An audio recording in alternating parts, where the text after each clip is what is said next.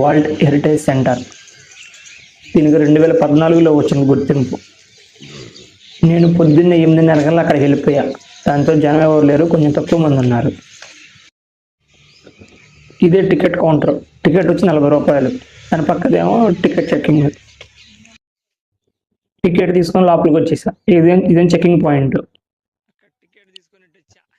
Maintenance అయితే పర్లేదు, maintenance అయితే బాగానే ఉంది.